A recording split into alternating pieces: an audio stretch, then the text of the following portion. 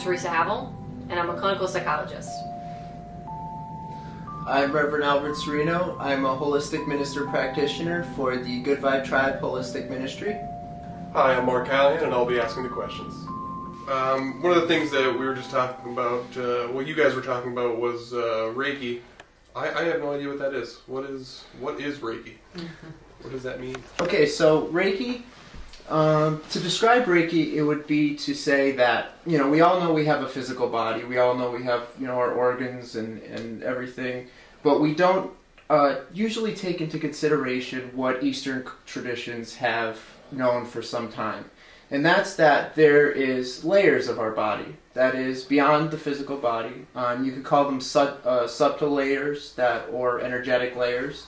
And generally, these layers are affected by our thoughts and emotions before our physical body is. So normally, in a healthy individual, we have energy constantly flowing through the body. That would make you feel, you'd wake up with a sense of alertness, feeling content with your life, happy, an overall general sense of well-being. Sometimes what happens is through emotions or traumas in our lives and various forms of stresses that we can't really learn to release. Anyway, it's just sometimes we don't really release those things. We don't have a way to take an external circumstance and deal with it or cope with it in a way that's healthy for us. So what we do is we end up burying it, or in the Reiki world they call it an energy block. We would end up stopping that flow of natural energy that's flowing through our body. When this happens, that's when you start to feel various symptoms of, different things. Depends, the way that the Reiki system works is it depends on different parts of the body. And those parts are called chakras. They govern different aspects of the body and the different aspects of a human being, physically, emotionally, spiritually. And these things, with Reiki, it's an understanding that there is a universal life force energy, whatever you want to call it, God, spirit, chi in some cultures, mana. This energy is accessible through just pure intention, and we could go in and we just use laying on of the hands, as the Christian tradition would call it. But this is just putting your hands down on certain areas and allowing that universal energy to flow through a practitioner that is attuned to this energy. And that gives you a sense of bringing back that balance within the body, within the physical body, generally after a Reiki session. I don't really know. Do you have anything to add to that, Theresa? I'm not sure. I think that was a great explanation, actually, because I think that most people, some people don't even know what Reiki is and have never heard of it. People who are in maybe an alternative world and have had alternative healings have used it for many things. It could be very helpful with, alleviating distresses, like you said, mental health, and there is a relationship in my background between the mind and the body, and also the spirit. So from my perspective in training, the mind and what we think about every day, the level of stress we have really impacts our body on a whole. And we have a number of disease states today, cardiac and diabetes, and people that are dealing with emotional levels of traumas in their world, or overeating for emotional reasons, or we're just not having the energies that we had at one point, and we're not living the way that we were designed to. We were not meant to sort of work and die, and this is the kind of reasons why we're kind of getting together and talking about these main questions, especially related to what he said about Reiki, is that these level of mental stresses really impact inflammation in the body, and our body goes into a state of what I would call under stress is an androgenic effect. So we've got stress hormones, and we've got all kinds of major problems in the way that our body runs.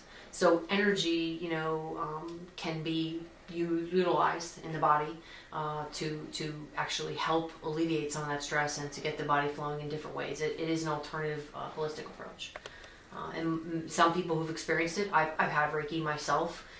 feel it as much as I would go to a massage therapist, or I would, exercise and maintain my wellness. It can be as effective as you think it can be. And what we know about perception and our thinking is that our perception of events is really our reality. So what you believe can be true, but there's also research to indicate that many other things are effective as well. So it's just one of those things that it depends on your exposure and experience. But that's really what Reiki is. And to kind of add upon that, I think it's important to note about just the body in general, that we, knowing that we have these bodies, these subtle bodies behind the physical, understanding that first what happens to us is we either bury energy or we allow the energy to be blocked within us. And then if we keep ignoring it and not allow it to come up and to be acknowledged consciously and released, what we do is we then allow ourselves to develop physical ailments. That's the view from the Reiki perspective, that energetically speaking, things develop there in that realm first. And if it's ignored for so long, will then manifest in the physical. Their explanation for all kinds of cancers, all kinds of diseases, all kinds of absolutely anything in the body has an energetic, any kind of ailment in the body had an energetic starting point that was either ignored or just wasn't taken care of, and that eventually developed into the physical. So Reiki is, in a sense, kind of, that's where it fits into the holistic practice, where you take care of yourself to prevent illness, rather than wait till you're hurting and then go for it. One of the things that I think that would be a great segue to bring up, and I've talked about it before, is this woman, Anita Morjani. And I started talking about that a little bit before. And this woman lived over in Hong Kong. She was Indian of descent, and she's a national icon right now. I mean, she's published a best-selling book called "Dying to Be Me." You can find it everywhere. She's got YouTube, and she's been on TED Talks, and there's no mistaking what has happened to her. So medical science and medical cannot disprove what's going on with her. So what happened to her in her life, to kind of have a synopsis, is that she had stage 4 lymphatic cancer, and her body was basically riddled with tumors. We're talking lemon-sized, kind of tumors up into her neck. She had bed sores. She was 85 pounds. She spent 4 years of horrific treatment through chemotherapy, and it was not effective in alleviating this cancer. And when she was at her near death, she went into a coma. And so she describes that experience, and she kind of was aware completely of the doctors, of her room, that she had been laying there. She saw herself laying there. She was aware of everyone else's thoughts around her collectively. She then went into a state of pure connectedness to what I would consider collective consciousness, or consciousness, where her body and mind no longer existed. She felt connected to the source of all things. She said it was God. She talked about how it was a sense of love, that's an essence, is what she's talking about, and that she felt completely safe and wrapped in unconditional love that she had never experienced in her entire life.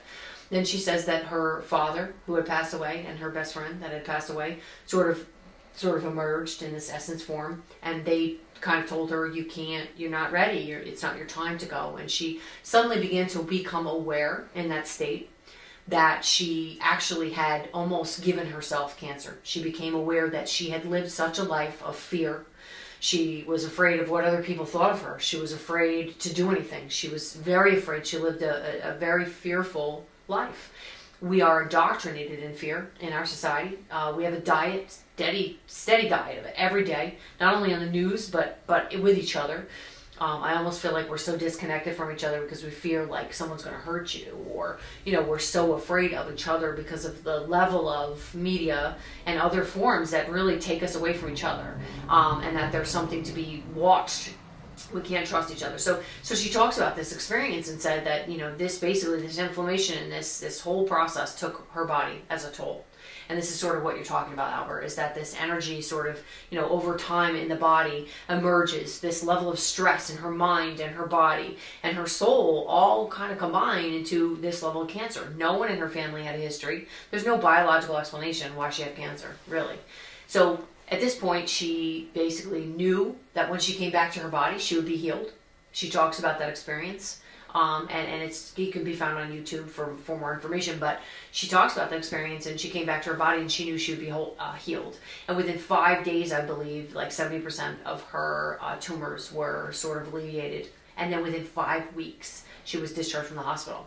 Now, medical science doesn't have an explanation for that.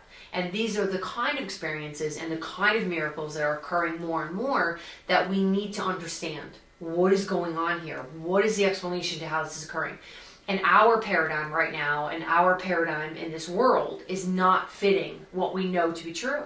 So whether your, spirituality or, overall how your sense of connectedness to each other. And so that's kind of an example of what I think is just out there just a little bit.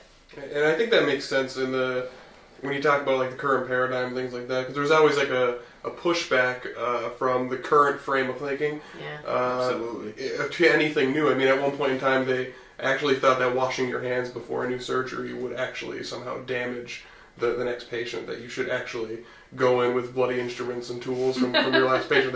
They thought that, and I can't remember his name, but the guy who actually came up with the concept of sterilization, they thought he was crazy. They wanted to take away his medical license. So, I mean, and initially changes and welcomed usually. What we're talking about in terms of a spiritual sense, I think that there's no reason that at some point in time that can't be quantified.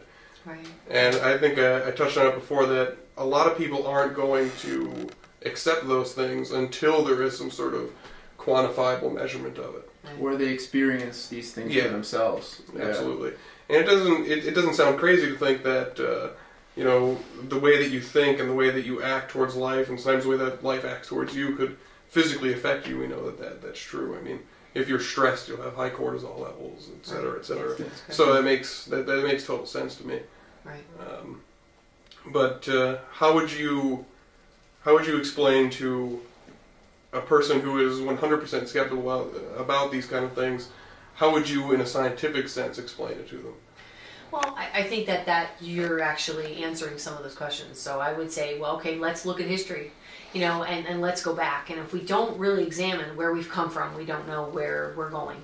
And so as a whole, and I'll take spirituality on a side, I'll look at science, because that's sort of my background, right? So I want to say, okay, at some point we thought the world was flat for hundreds and hundreds of years until disproven. And then science sort of went and said, okay, that's not true anymore. And then, discoveries like that, gravity and Newton and Pythagoras, and, I'm kind of jumping in history, but, we go along and we really didn't understand things until we knew it. And this is sort of the truth of what I think is the connection. And you and I alluded to that before, Albert, about the understanding that, God, the Bible, Buddhism, Taoism, ancient mysticism, modern technology, science, and modern medicine all are connected. They all have a place, and they're you cannot have one without the other. At one point, I would say to somebody who's a skeptic, wait, I mean, it is a process where we all have our own choice, and I have no need to control anyone else's thoughts. However, I would say experience it for yourself, and there's many ways to experience it, and I think you could probably allude to that. But, what I want to finish on that, and I'll let you kind of jump on that, because that's a perfect understanding, is that, ancient mysticism at some level before, Christ kind of was here, and before we have that understanding of him coming, and before religion in some ways, we had, Native Americans were connecting with the source of spirituality. We had ancient mysticism, and we didn't understand what that was labeled. We just labeled it as we knew it was then. So they talked about gods and the earth and sun, but that's what they knew then.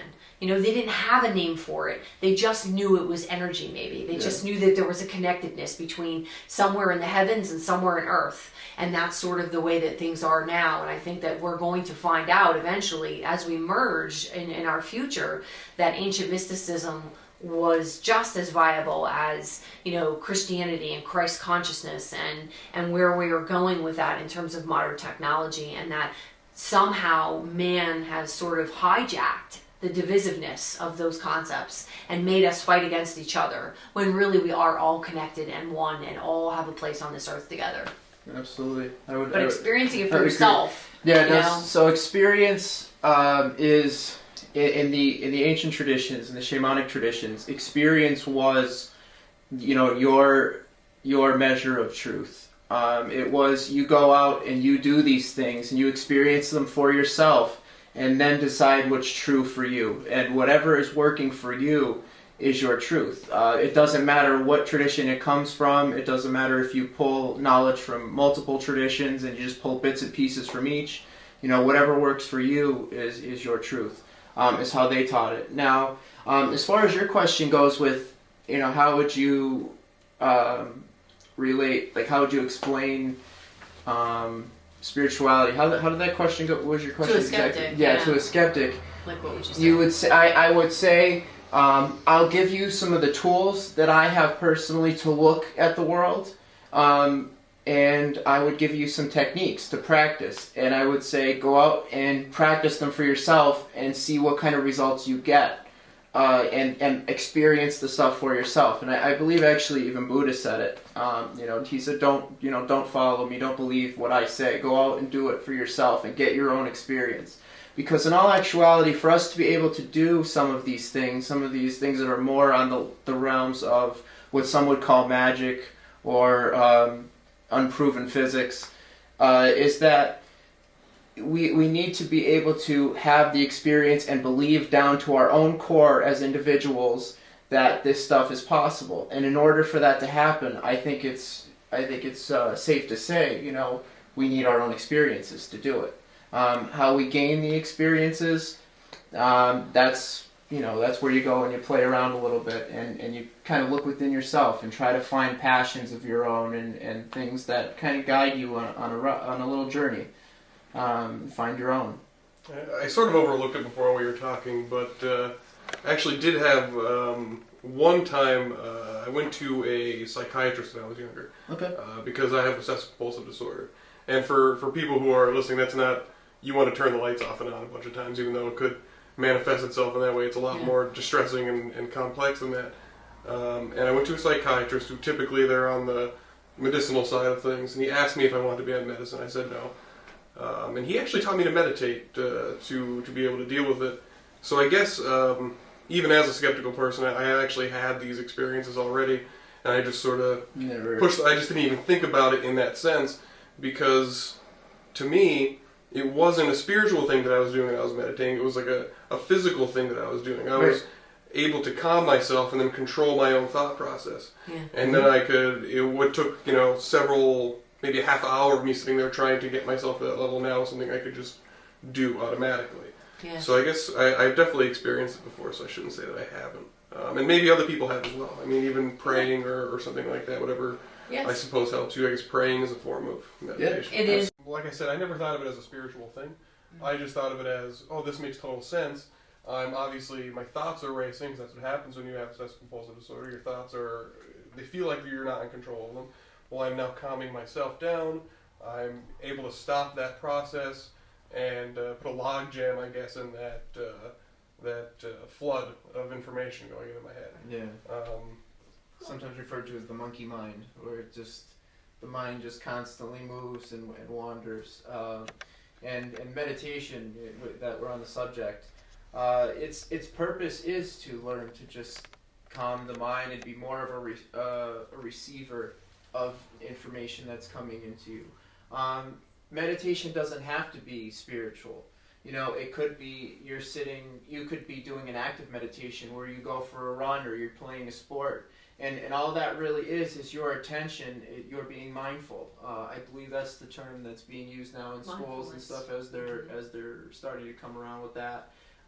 You're just paying attention to what you're doing. You're 100% into the activity or in the present moment. Yeah, exactly. The now is the moment that you're working in, and that's physically and mentally. A lot of times you see people kind of running around, going doing some shopping or going to work or doing whatever, and their physical body is wherever they are, but their mind is, you know, somewhere else on 50 other subjects or whatever, and that's a lack of mindfulness. That's where that mind is constantly in motion. And meditation in various forms, and it's very simple, you know, just keeping your attention, a simple breath meditation where you just breathe and you keep your attention on your breath. And as the thoughts come in, you acknowledge them, but then just keep bringing your attention back to the breath.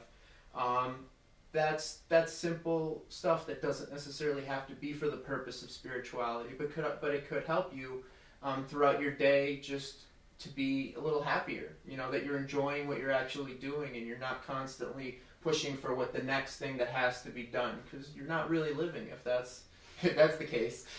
Well, and you know what? That's absolutely true in terms of my education and training as well. And so, you know, this information is out there and you can get it from more than one way. And I'm thrilled to know that a psychiatrist gave you that actual meditation practice, because sometimes people feel that the only answer for them to get better is by taking like a pill or to take another pill. And I think that there's a general sense of rumbling in terms of mental health in general, that that's all there is. And there isn't. There's way more. There's a lot more answers. So I'm thrilled that was given to you. The other thing I want to really tackle in what I heard you say too, and I work in the world of you know, labels and diagnostics, and we all have this form. But what I have to say, and what I want to say to people, is that, you know, it doesn't define you. You know, it is a symptomatology of something you're dealing with, a difficult moment. I know that we have, you know, diagnostic categories and things like that in mental health, but I would say that is just a portion of maybe what's going on with you now. You know, both in an experiential level and my experience in years of working with people, is that people will come and go in terms of their own mood, their own perception, their environment, what affects them, and growth. And as that happens, we are just in a constant change. So to say that one specific label is defined you or is going to be there for you is really not true. And I want to debunk those lies, and I want to help people understand that, you know, just because you're experiencing something now does not mean it's going to be in the future, and being able to let go of that. And that was kind of some of the series on the Consciousness Awareness Project is mindfulness and living in the now and trying to find your own happiness. And really, what is happiness? You know, that was something that we talked about too. So.